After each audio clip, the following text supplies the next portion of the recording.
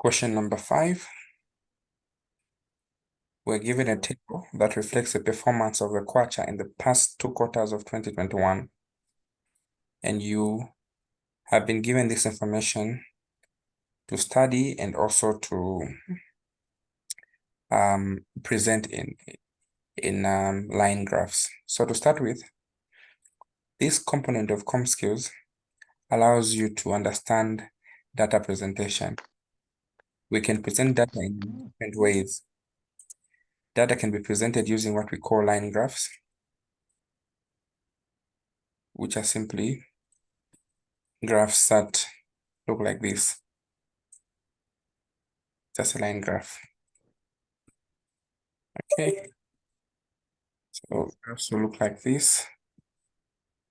They just give you a trend on how the performance is. Sometimes you'll be given data that will ask you to present information using a bar chart. A bar chart simply looks like this. Okay. Sometimes they'll ask you to present data using a pie chart. A pie chart looks something like this, the way a pie is. So you'll be asked to present data using whatsoever means. So the first one is called a what? A line graph. The second one is called a what? A bar chart. It's called a histogram because it's attached. There's a bar chart and a histogram. These ones are differentiated as follows. A bar chart has spaces. So this is called a bar chart. Okay. And a histogram has no spaces in between. So this is called a histogram. Then part D, this is called a pie chart. So at least you need to know how these look like. Then we also have what we call a scatter diagram. A scatter diagram. Okay. A scatter diagram simply has points that you can simply leave unmarked. So these are points where you're going to relate a month against maybe time. This is called a scatter diagram. So what is A? How do you make the relations again? A is called a line graph. You're just joining a line graph. B is called a what? A histogram. A histogram. C is called a what? A bar chart. Yeah. D is called a what? A pie chart. Pie chart. And E is called a scatter diagram or a scatter plot. Okay. Now, how does this relate to our question? So we've been given information here with the months June, July, August, September, up to December. And we've been given our information in terms of Zambian kwacha per US dollar. And within 6 months, 6 marks, we're asked to show a line which is giving us Zambian kwacha to US dollar and the historical rates for the past 2 quarters. A quarter is 3 months. So 1, 2, 3, this is quarter 1, 1, 2, 3, this is another quarter. So this is how the graph was done. But for you to understand how this graph was done, firstly, you need to look at the trend. So you come up with our time. Time is usually down there, and the location of the frequencies in terms of the currency, you can put it on the y-axis. It's called the y-axis. So you can come up with your own scale, looking at the figures that you have here. The smallest figure here is what? About 16. The highest figure is about what? 22. So you 22. can use multiples of 5, right? So Yes. since they're asking us to do a line graph, we'll draw something like this here. Okay, so we have what? June, July, August, September, October, November, and what? December. Remember, the smallest number was what? 16. And the highest number was what? 22. So 22. you need to be uniform throughout. So 0, 5, 10, 15, 20, 25. Are we together so far? Yes. So this one, they just want you to understand how to present the data. So June, what is the reading for June? 22.5. All right, so you go Mhm. under June.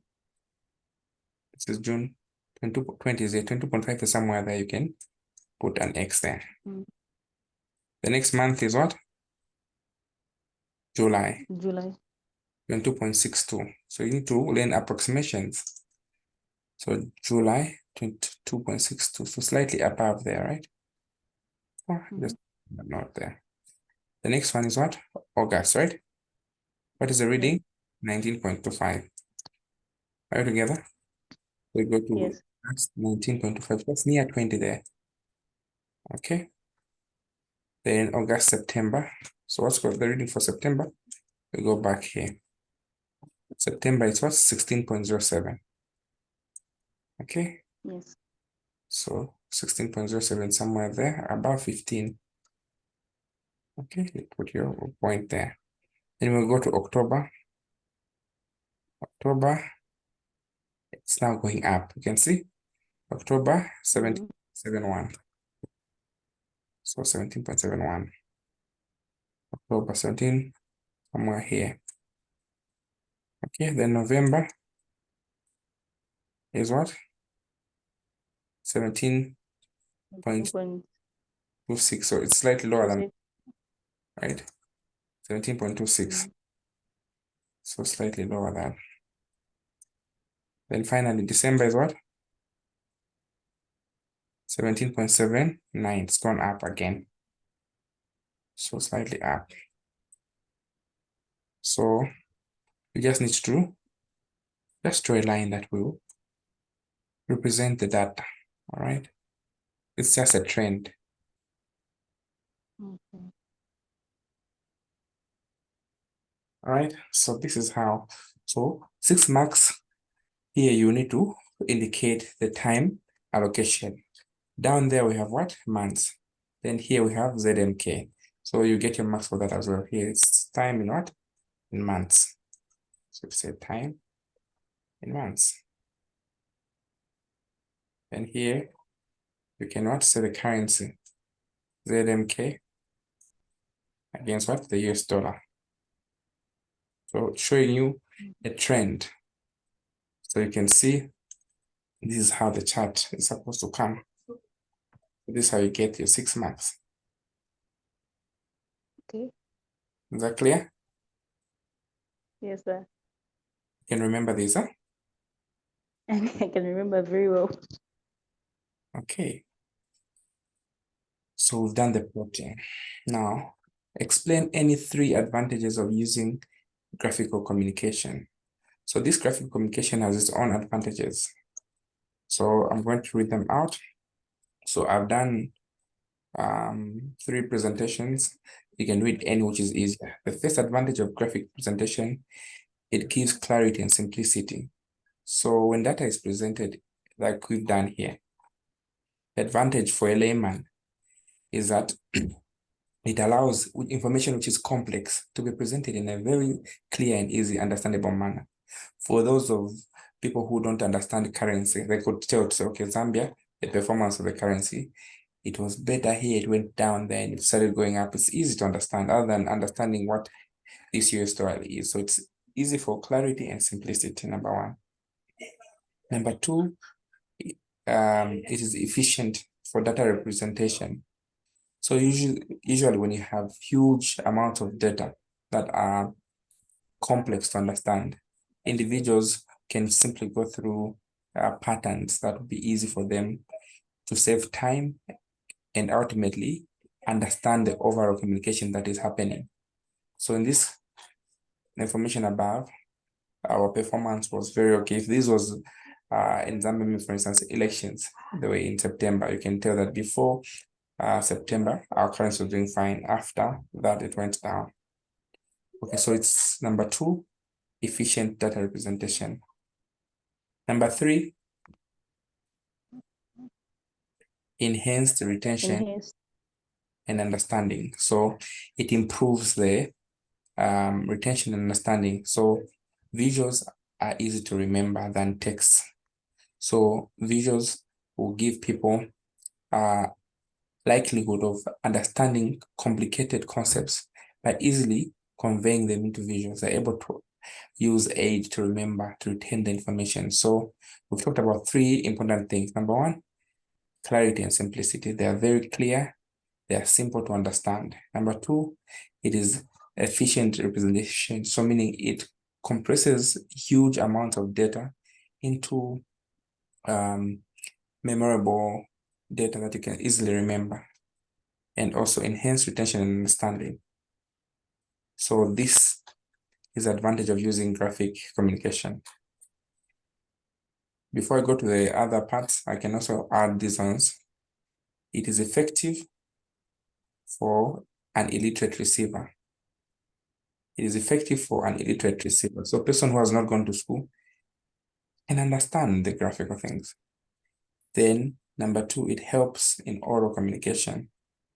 So when you're looking at the graphs, it will help you in oral communication. Number three, it's easy to explain. And number four, it's simple to present. So these are the advantages of what? Graphic information. Okay. Yes. Part C, we're being asked. Part C, we're being asked. State any 4 principles of effective graphic communication to be considered when designing a diagram. So before you design a diagram, what 4 things should you consider, which will be helpful? Number one, each diagram must be concise and meaningful. It must have a concise and meaningful title. So number one, there should be a title, which is simply brief, and to be concise is to be straight to the point. Number two, it should show the source of the data. So remember, I was trying to elaborate in our previous line graph. Okay. You need to give the titles that are relevant. So you must have a meaningful title. You must cite the source. The source of the data is important. For instance, you've seen Central Statistics Office where they write source of the data, maybe it's a survey or the field data. You need to label the elements. Remember, I was trying to label elements here to say these are months and these are what? Time. So the elements, people need to know what is this? This is time. Okay, what is this? Okay. And here there was supposed to be a title, which is what? Quarter appreciation.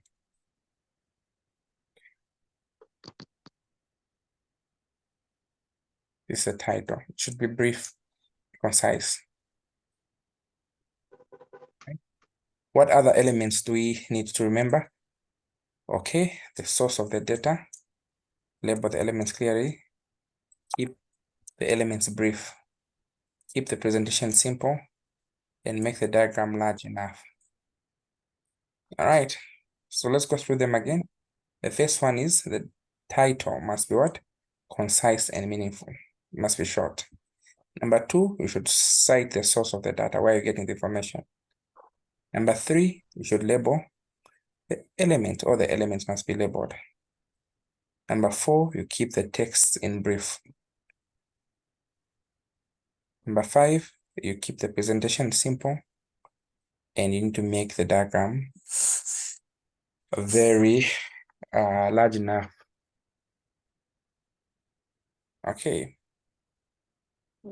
So, can you remember? Can you tell me any 4 elements of a graphic representation?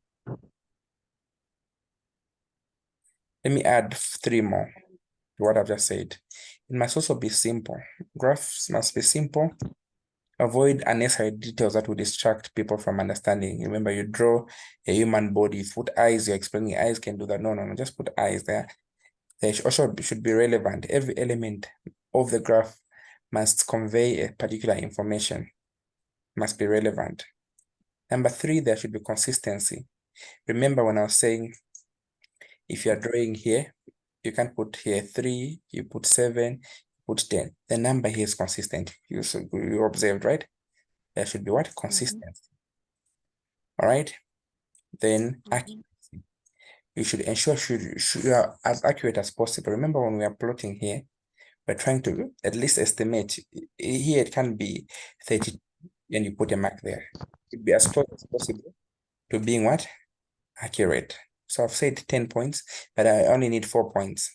So give me 4 important characteristics of a good graph. Number 1. You must cite the source. Good. Cite the source. So here we didn't even cite the source. Anyway, we're not told, but cite the source. Good. Number 2. The diagram must be simple. Good. Simple. Simplicity.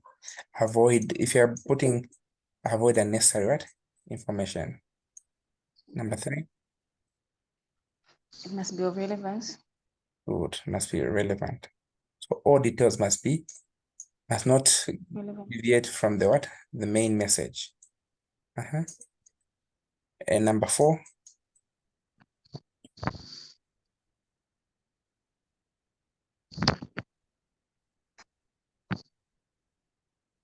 All the elements of the diagram must be clear. Must be clear. Yes, must be clear. Also be accurate. Okay. Must well label the what? The titles. The title must also be concise. Okay, so that is on the graphical element. We are done with question. I think there's one more question that was remaining on this one. What is the difference between a line graph and a bar chart? What is the difference between a line graph and a bar chart? So I gave you the pictograms. So a line graph represents points that are connected. It is ideal for trends. A trend is simply a pattern over a continuous time. All right, so a line graph, I'm talking about the characteristics of a line graph. Number 1, it represents points connected to a line segment. Number 2, a line graph is very important to show patterns or trends using a continuous time graph. Number 3, a line graph is used to display what we call quantitative data. What is quantitative data? It is measurable data like price, currency, growth rate, the weight. When you're going to take under 5 children, they show a line graph to show how the baby is progressing. You've seen that, right? Yes. Then the line graph also has 2 axes. One is called the x-axis, the other one is called the y-axis. Which one's the x-axis? The x-axis is this one, the horizontal one here. This is called the dependent variable. It depends on the other. And this is the y-axis. It's called the independent variable. Okay. So a line graph is used to associate dependent variables and independent variables. To associate what? Independent and dependent variables. Okay. For instance, if you are looking at sales and what? And advertising. So sales depends on advertising. So it is used to relate how does advertising affect the sales. So it's used to represent what? X and Y axis, the dependent and independent variables. Let's go through them again. The difference between a line graph and a bar chart. So firstly, you talk about the characteristics of a line graph. A line graph is used to present data points using line segments. Number 2, it is ideal for showing what? Trends over a period of time. Number 3, a line graph is used to present quantitative data. Quantitative data like stock prices, the weight, okay. Then finally, it has 2 axes, the x-axis and the y-axis. The x-axis is the what?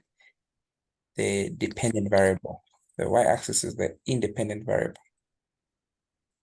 Then we go to the bar chart. The bar chart, how did I say the bar chart is? Which one is the bar chart between these two? This one with spaces or the one without spaces? Which one is the bar chart? The one with spaces. Good. The one without spaces is called what? But Histogram. got the Or without, you said yes. without. Yes, this one is a histogram. The one with spaces, they call the bar chart. All right. Okay. So what does the bar chart do? The bar chart represents rectangular bars with varying lengths. This bar chart is suitable for comparing what? Discrete data or categorical data, information that does not intersect. For instance, this is January, this is February, this is March. Takwawa January, Moody February. It is disk independent information. Okay. It is used for comparing discrete categories. What are discrete? It means independent categories. For instance, here you want to measure the height of Mlenga, Roy, Annie. So these are independent people. So they're discrete. So bar chart also used to illustrate comparisons between different items or categories. Bar charts also can show the length of each bar corresponding to the value. For instance, you can want to compare maybe the height of Ronald, maybe this is 1.5, the height of Mickey, maybe 1.7. Each of them has a corresponding what? Figure or length. Okay, make it easy for you to compare. So a bar chart can be used for both categorical data and numeric data. It is used for both. So let me go also to the other information from the SDK menu. So the relationship between bar graph. So a line graph is a relationship between two variables, whilst a bar chart shows the magnitude of each of their sizes. That is another simple explanation. All right. So a line graph is used to represent the relationship that exists between two variables, whereas a bar chart compares the magnitude of each of the variables or each of the elements. Are we together? So how many marks? Again, you need to know how many marks you have allocated, depending, which will give you a guide on how many marks to put. So here, this is 4 marks. It's supposed to be 20. Okay, 4 marks. Any questions so far on this question number 4? Is it clear? So a line Yes, graph it's clear. is used to connect points. It shows a trend over time. It is used to display quantitative data. A line graph is used to show a relationship between two variables on the x and on the y-axis. The bar chart is used to represent information using rectangular bars which have categorical data. Each bar has a corresponding what value that it represents. As simple as that. So we end with this question. We go to another question. So this was question number 5 of 2021. So we can go to question number 6. Question number 6, you're working for LA Limited and you've been asked and you've decided to pursue your studies in accounts. Recently, you received a scholarship to study in Norway. The mode of study is in line. However, one of other requirements require you to travel to Norway once every year, 3 months. As a result, you're required to take annual leave in order to pursue your training activities. So for 14 marks, you've been asked to do what? To write a letter to the human resource. Okay. You've been asked to write a letter to the human resource department. You've seen the question? Can I read again or it's clear? Yes. It's clear? You can just read it again, and if you can just magnify it, Okay. enlarge it, please. Let me magnify.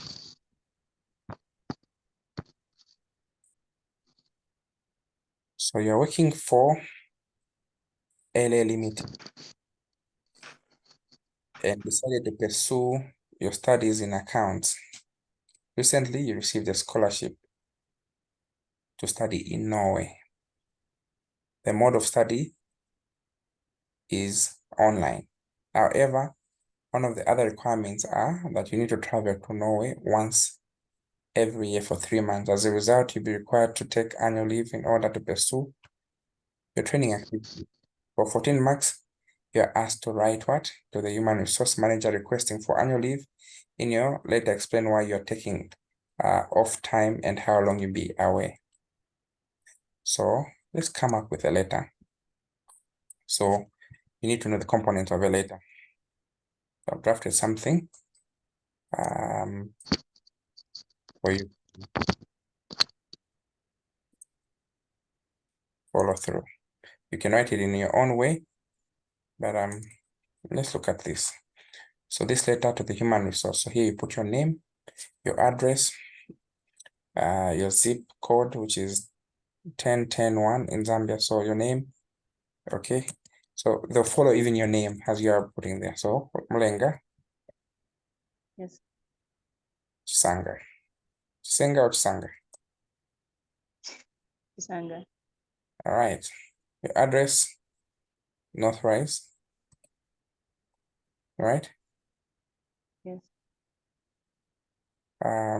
Zip code 1010. That one we use in Zambia. Then the date, today's date, which is what? 11/12/23. Human resource can put any name. The company is what? LA.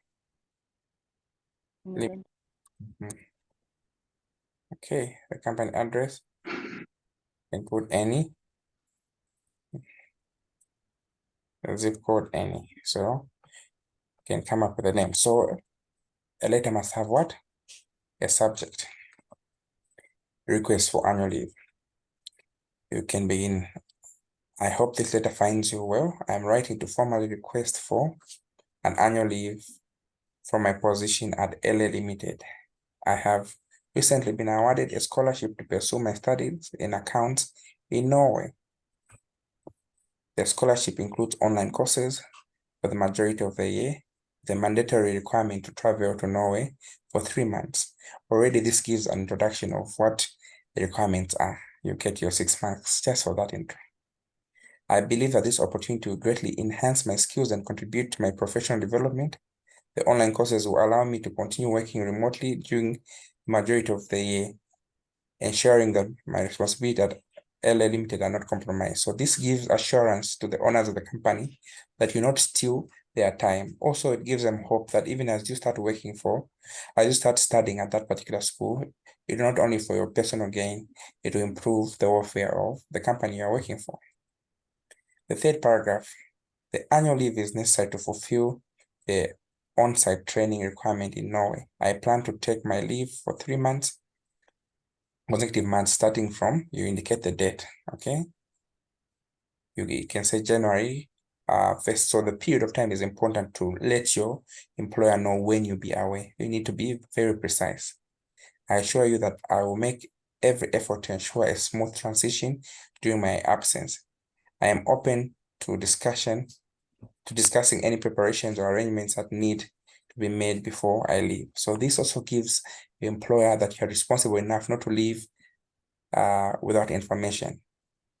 I am committed to maintaining communication and completing my outstanding task remotely to do the best of my ability. I understand the importance of my role at LA Limited, and I will ensure that my absence does not cause any inconvenience to the team. So now you're assuring them to say, whilst I'm away, my obligations will be done.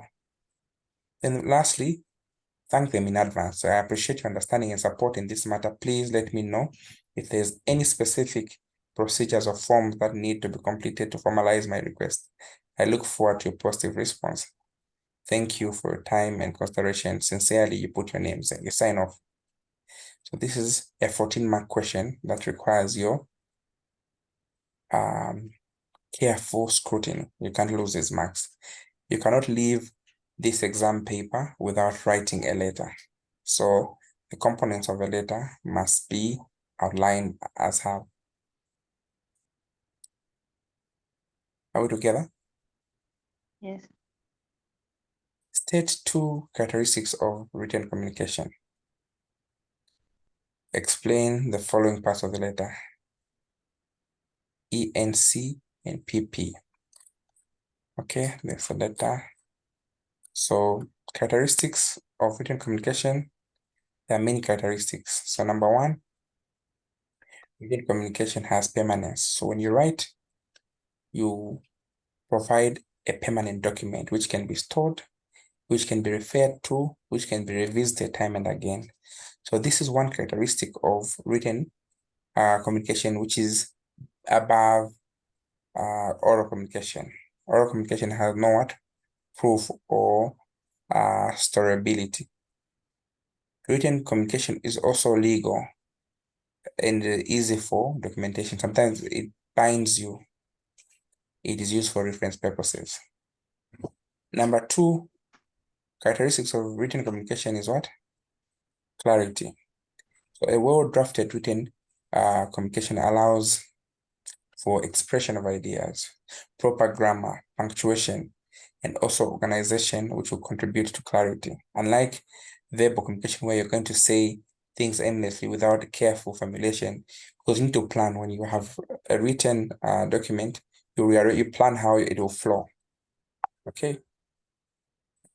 So these are the characteristics of written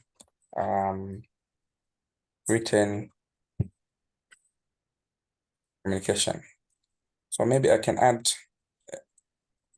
4 more. Okay, for purposes of you having other ideas.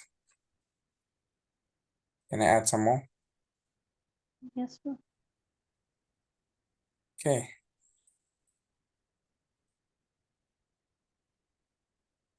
So characteristics, in case you ask for other characteristics of written information,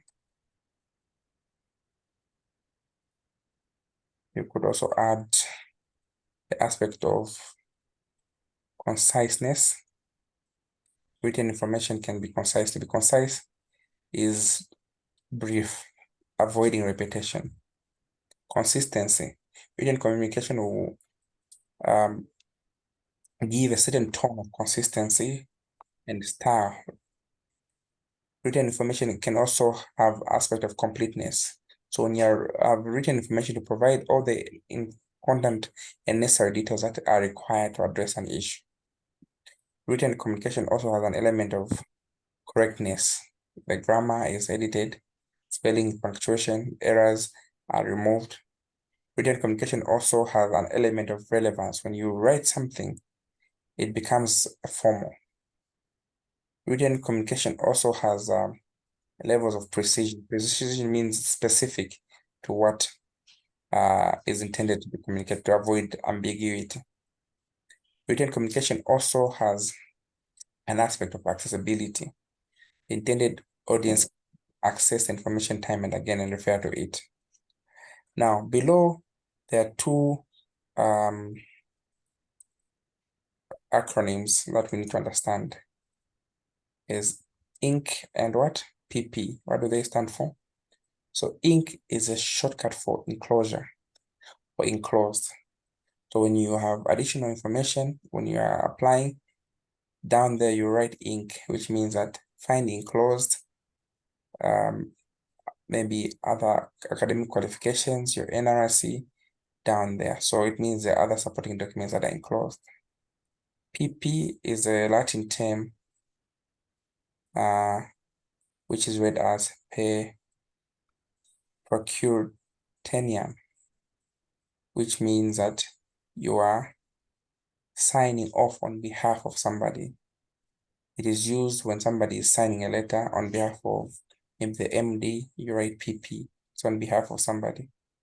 All right. The phrase means through the agency of or by the office of. Sometimes if I'm leaving some document from my secretary down there and it writes PP, it's just writing on behalf of. So for instance, if John Smith is writing on behalf of Jane Doe, you write PP, meaning you're signing on behalf of somebody. So this is how this paper was supposed to be handled. I hope this been helpful. So we've done 2 questions. So this is how we get the 20 marks. So we'll proceed to the next question. I'll give you a break of 5 minutes. Is that okay? Yes, that's okay. All right.